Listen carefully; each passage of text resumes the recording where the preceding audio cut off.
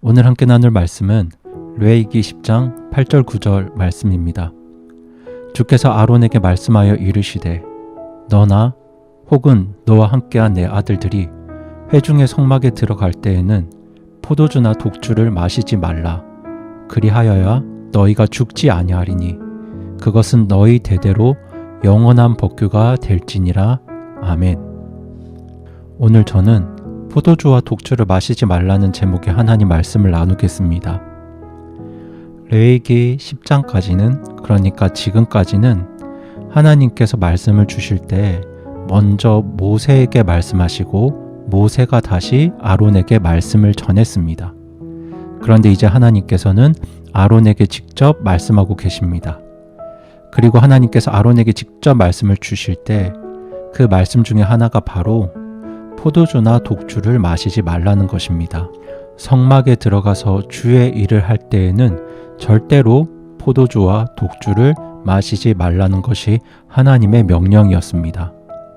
사실 고대 이스라엘 지역은 물이 귀한 지역이기 때문에 식사를 할 때 포도즙을 물처럼 여기고 마셨다고 합니다. 그런데 그런 포도즙을 상온에 두면 자연스럽게 발효가 되기 때문에 그렇게 마시는 포도즙이, 그러니까 포도주가 사람을 취하게 할 수도 있었습니다.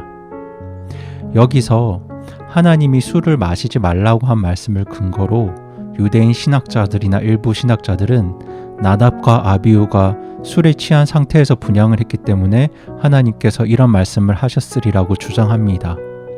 하지만 아마도 이 말씀은 그 사건과는 별개의 것으로 생각됩니다.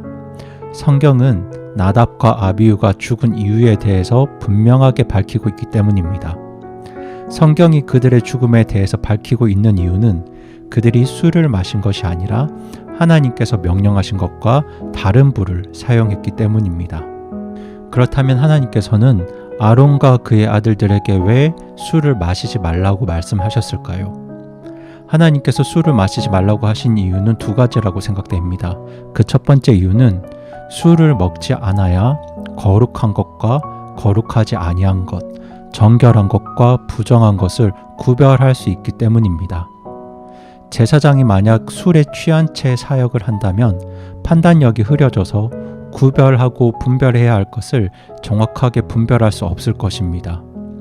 세상에서 가장 거룩한 장소인 성막에서 이처럼 기본적인 구분과 분별이 제대로 이루어지지 않는다면 나답과 아비후의 죽음 사건보다 더 큰 사고로도 이어질 수 있었습니다.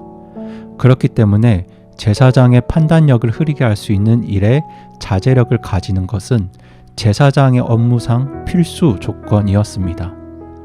그리고 하나님께서 술을 마시지 말라고 한 두 번째 이유는 백성들에게 하나님의 법규를 제대로 가르치기 위해서입니다.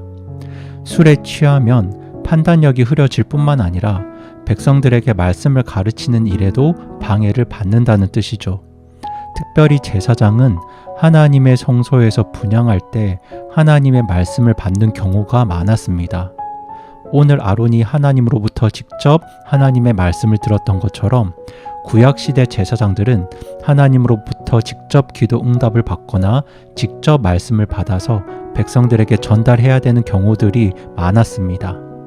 이때 제사장은 하나님의 말씀을 명확하게 듣고 이해해야 하는데 술에 취한 상태에서는 하나님 말씀을 들으면 그 말씀을 제대로 이해할 수도 없을 뿐더러 백성들에게 정확하게 전하지도 못했을 것입니다. 그렇다면 오늘 우리들이 이 말씀을 어떻게 적용해야 할까요?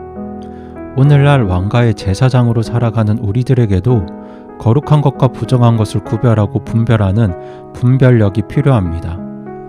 세상의 급변하는 흐름 속에서 정치, 문화, 경제 등 다양한 삶의 요소들에 비성경적인 세계관이 섞여 있어서 우리를 혼란스럽게 합니다.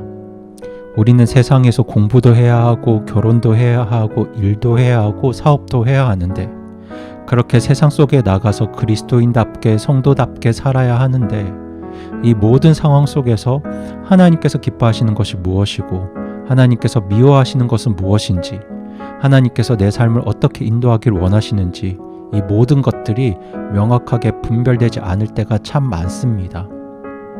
세상 모든 일들이 흑백 논리처럼 옳고 그름이 정확하게 나누어지면 좋을 텐데 우리의 삶이 그렇지 않습니다. 때문에 오늘 우리에게는 매일매일 하나님께서 우리에게 주시는 말씀과 지혜와 명철이 더욱 필요합니다. 이를 위해서는 정말 무엇보다 하나님 말씀을 붙들어야 합니다. 하나님 말씀을 통해서 그분의 마음과 성품과 뜻과 의도를 깊이 깨닫는다면 하나님을 아는 지혜와 지식이 우리 삶 가운데 분명히 놀라운 명철을 가져다 줄 것입니다. 이를 위해서는 나의 분별력을 흐리게 하고 하나님 말씀을 듣고 배우는 일을 방해하는 것들을 우리 주변에서 멀리하고 삼가야 합니다. 물론 그것이 꼭 술이 아닐 수도 있습니다. 그것이 친구일 수도 있고 스마트폰일 수도 있고 TV일 수도 있습니다. 그렇게 우리가 절제할 것들을 절제하면서 맑은 정신으로 하나님 말씀을 구하고 붙들고 살 때에 하나님께서는 이 급변하는 세상 속에서 정말 하나님을 대적하는 세계관을 가진 이런 세상 속에서 우리가 어떻게 살아야 할지 우리에게 말씀하시고 그 말씀으로 우리의 삶을 인도하실 것입니다. 그렇게 맑은 정신으로 주님의 말씀으로 인도함을 받는 저와 여러분이 되기를 바라면서 오늘 말씀을 마칩니다.